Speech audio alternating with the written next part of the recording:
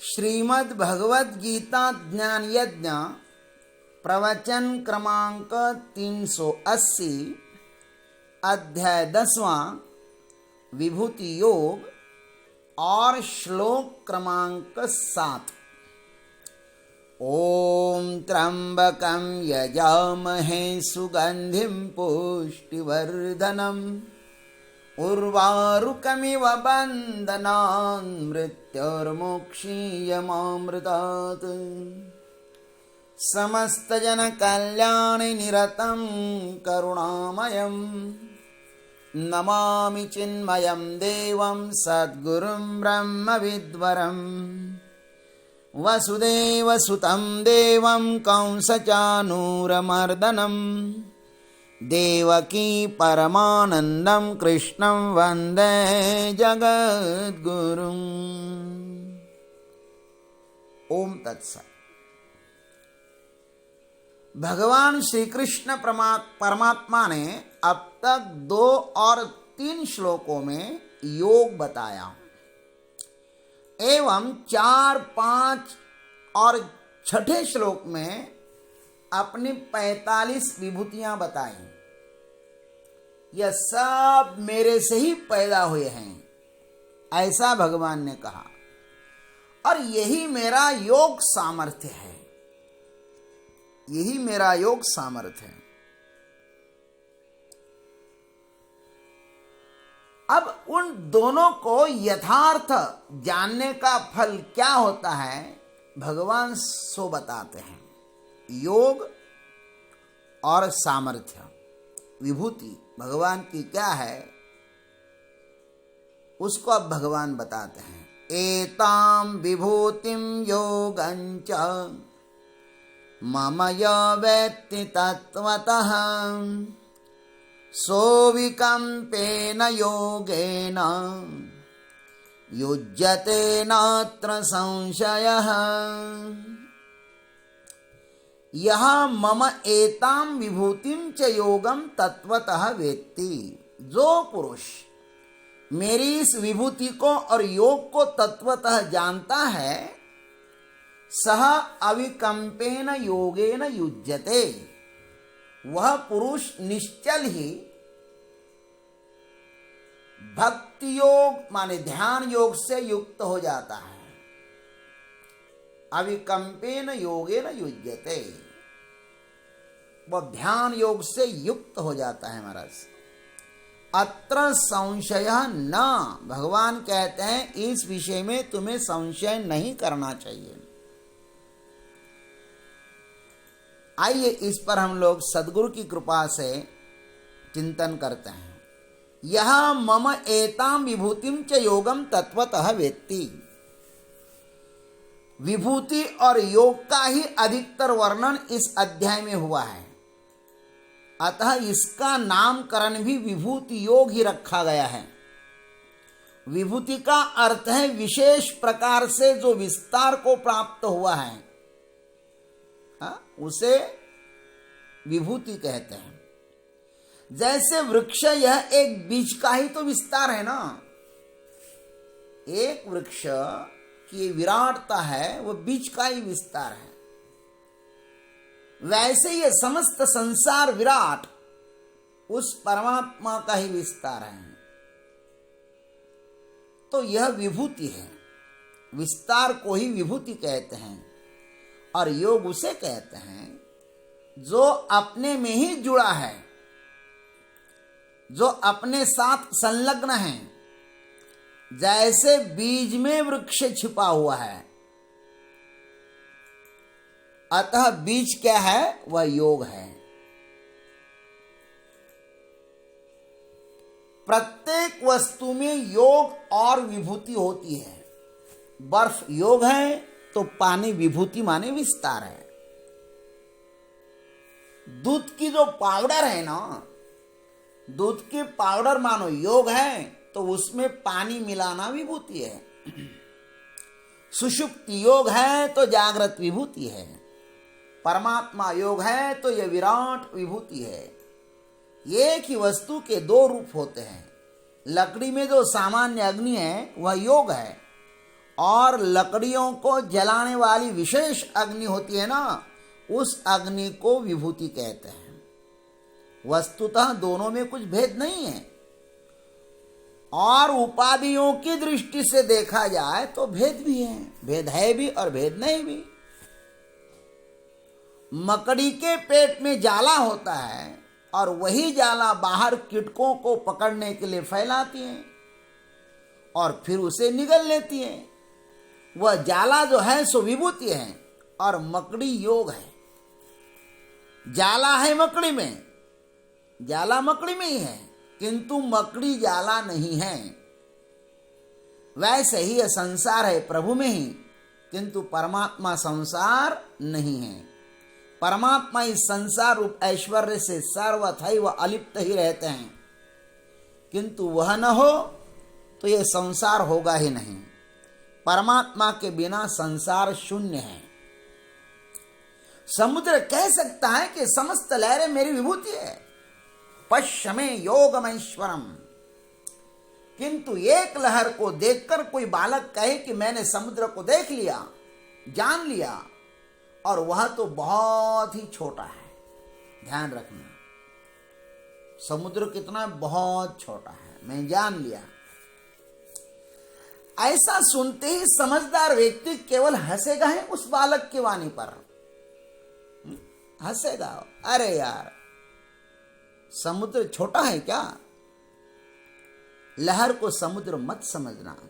ऐसा हुआ था एक बार, 5 अंधों ने हाथी को जाना था स्पर्श के द्वारा। 5 अंधे थे और हाथी को 5 ने स्पर्श किया,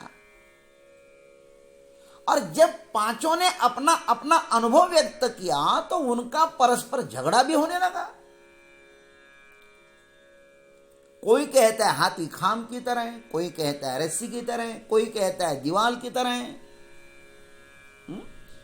उनका अनुभव उन्होंने व्यक्त किया और उनके लिए वह यथार्थ भी था, किंतु वही सही नहीं है। आंखों वाला उनके झगड़ों को देखकर सिर्फ हंसेगा ही ना। वैसे ही यह समस्त संसार प्रभु के ऐश्वर्य से ही भरा हुआ है। पुष्प को देखो, वृक्ष को देखो, पहाड़ों को देखो, मनुष्यों को देखो, नदियों को देखो, निसर्गों को देखो, इन सब में उसका ही ऐश्वर्य प्रकट हो रहा है। ये सब उनका ही गुणगान गा रहे हैं, किंतु यह वह नहीं है। ध्यान रखना, यह भी उतना ही सत्य है। इन दोनों को अर्थात विभूति और योग को जो व्यक्ति यथार्थ तत्वतः जानता है ना, उसे क्या मिलता है भगवान उसकी भी चर्चा यहां पर करते हैं। फल बताते हैं, प्रत्येक साधना का वे फल बताते हैं। बड़ी प्यारी बात कही भगवान ने, सह अविकंपेन योगेन युज्यते। वह व्यक्ति अविकंप योग से संपन्न हो जाता है। यहां पर अर्जुन को निमित्त बनाकर भगवान हम सभी को एक महत्वपूर्ण योग बताते हैं। बड़ा प्यारा योग उन्होंने बताया, अविकंप योग। गीता जी में अद्भुत अद्भुत योग आए हैं। समत्व योग आया, दुख संयोग वियोग योग आया। दुख के संयोग का वियोग, उसको भी भगवान ने योग कहा। यहां पर अविकंप योग कहते हैं। यह योग पातंजलि योग से भिन्न है। ध्यान रखना, जो साधक प्रभु के योग और वियोग को जानता है, फिर वह इस नश्वर संसार के विघ्नों से कभी भी विचलित नहीं होगा। सदैव परमात्मा के साथ ही वह जुड़ा रहेगा। संसार के जो दुख है वे साधक को विचलित करने के लिए ही आते हैं। वे दुख साधक को पक्का बनाना चाहते हैं। और हमारे संतों के ऊपर बहुत दुख आए हैं। ऐसा कौन संत है जिसके ऊपर दुख ना आए हो? किंतु दुख उनको टकरा कर पीछे हट गए, वे मात्र विचलित नहीं हुए। जिन्होंने प्रभु को जाना है वह विचलित कैसे होगा और किससे होगा और कौन करेगा उन्हें विचलित? और कौन होगा विचलित? जिसके आसपास परमात्मा का ही वास्तव्य है, जो परमात्मा में ही डूबा हुआ है, कौन उसे बाहर खींचेगा वहां से? वे ऐसी जगह बैठे हैं महाराज कि वहां तक संसार की कोई भी लहर नहीं पहुंच सकती। वह परमात्मा रूपी सागर के अंतस्थल में ध्यान मग्न होकर बैठा है। लहरों का भय तो उन्हें होता है जो समुद्र पर नौका के सहारे बैठा है, लेकिन जो समुद्र के गहराई में बैठा हुआ है वहां काहे का डर है? वहां तो न कोई लहर है, न कोई हवा है, वहां तो केवल स्थिरता है, शांतम, केवल शांति है वहां पे। ग्रंथों के सहारे जो परमात्मा को मानता है, ध्यान रखना, जानता नहीं, केवल मानता है, ग्रंथ रूपी नौका पर जो आरूढ़ हुआ है वह विचलित है, भयग्रस्त है। बड़ी लहर का वह ग्रास हो सकता है। अतः ग्रंथों के द्वारा केवल परमात्मा को मानना नहीं है, ग्रंथों के द्वारा जानकर उसमें प्रवेश भी करना है हमें। मानने और जानने में बहुत भेद होता है। मान्यता जब तक अनुभव नहीं होती तब तक मन डोलता ही रहता है, विचलित ही होता रहता है।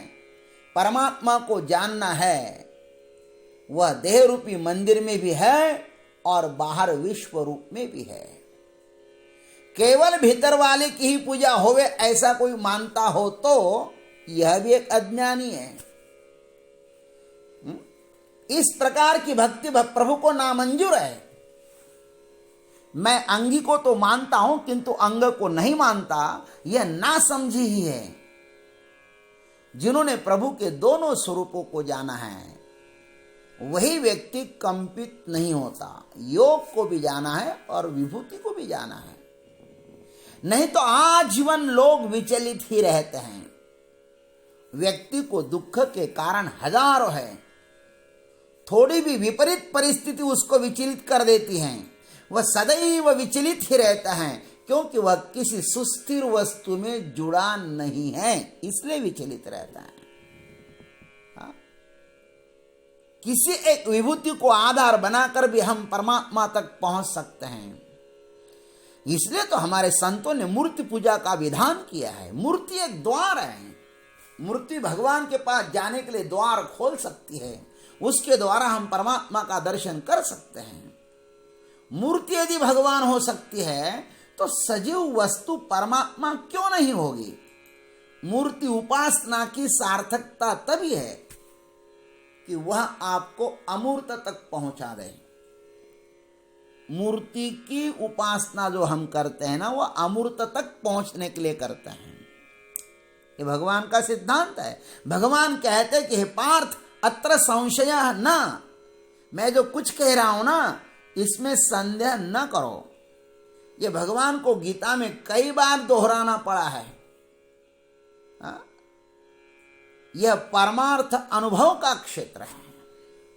विज्ञान में लोगों को संदेह नहीं होता, उनका पूर्णतः विश्वास है कि हम हवाओं में प्रति घंटा 2000 किलोमीटर दौड़ तो हमें कुछ नहीं होगा।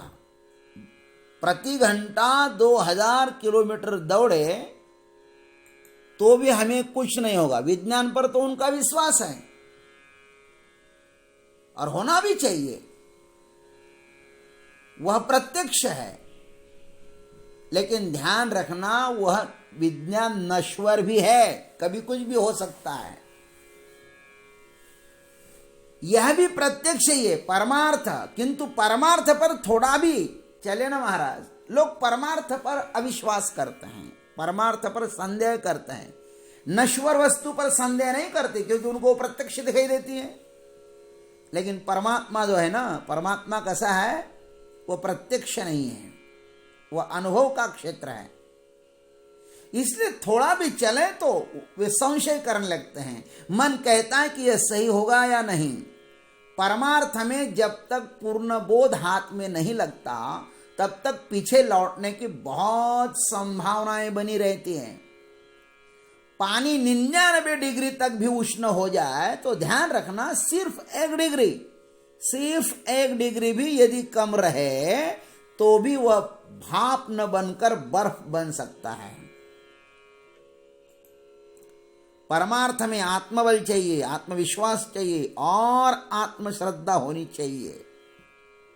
पीछे मत हटो, इस महानतम मार्ग पर आगे ही बढ़ते रहो, मंजिल अवश्य मिलेगी। यह हमारे ऋषियों का, ऋषि मुनियों का पावन आश्वासन है। भगवान के वक्तव्य में संशय न करें, इसलिए भगवान ने कहा कि अत्र संशयः न। बहुत बार भगवान ने कहा कि इस विषय में संशय न करो। संशयात्मा विनश्यति आदि आदि कहा। खैर, इस प्रकार यह श्लोक हम भगवान के श्री चरणों पर समर्पित करते हैं। ओम तत्सत। जय गुरुदेव, जय जगदीश्वर, जय जय महाकाल।